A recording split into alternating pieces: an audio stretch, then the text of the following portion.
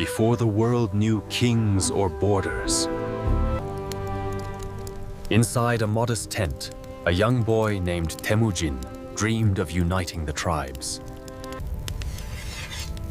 Every stroke of the blade echoed with a promise. One, the steppe, would kneel. He rode not for glory, but survival. Yet every hoofbeat carried the weight of a storm gathering over the plains. From scattered clans came riders who sought purpose. Under Temujin, strangers became... Across the grasslands, dust rose like thunderclouds. The Mongol storm was no longer... From the heart of Mongolia, his armies surged outward, east to the rising sun. Loyalty was their weapon, discipline their shield. Together they moved like one creature, swift, precise, unstoppable. In that moment, the boy became the Khan. Like a storm descending from the heavens, they struck with speed no army could match. Cities fell, king... The sky darkened with their wrath. Each arrow carried a message: submit or be swept away.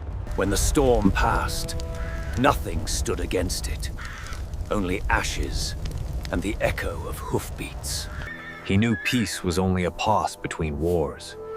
The steppe demanded motion, and he would never stand still. Under the stars, they spoke of fate and freedom.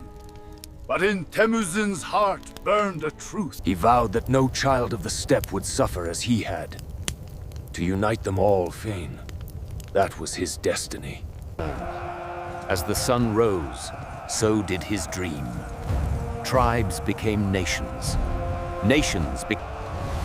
From the frozen north to the burning south, the Mongol banner cast its shadow over continents. Great cities rose to defy him. But the Khan did not see walls. He saw doors to be broken.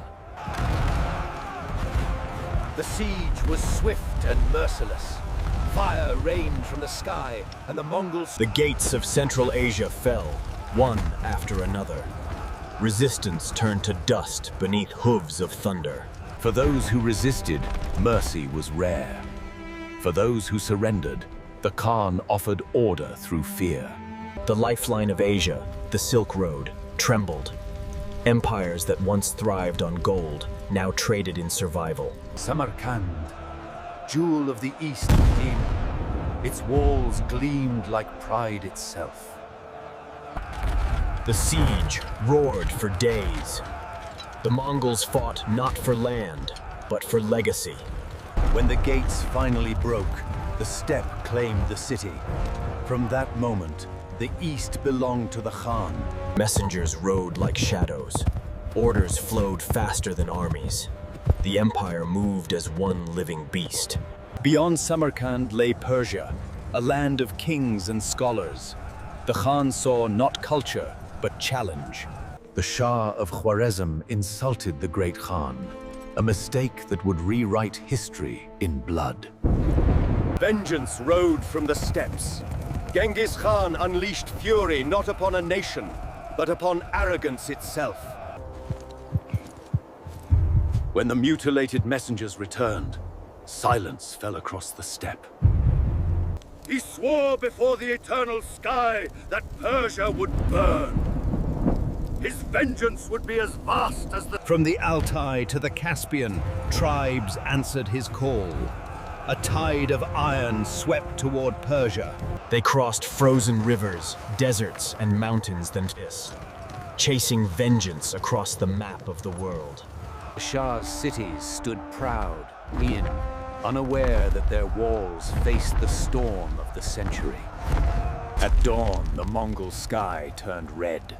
Fire rained like justice for them, swift and absolute. Nishapur fell, a city once full of poets, now a grave of pride. The Shah fled his throne, his crown, and his people. But no one outruns the wrath of the Khan. The empire that once ruled trade and wisdom lay in ruin. The Mongol shadow had devoured Persia's light.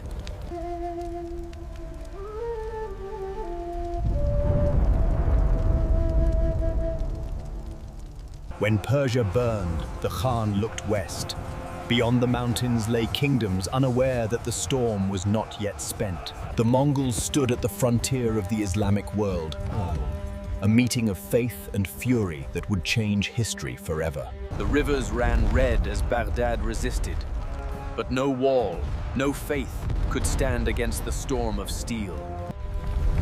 As flames devoured the House of Wisdom, 1,000 years of knowledge turned to smoke. From the Caspian to Damascus, the shadow spread.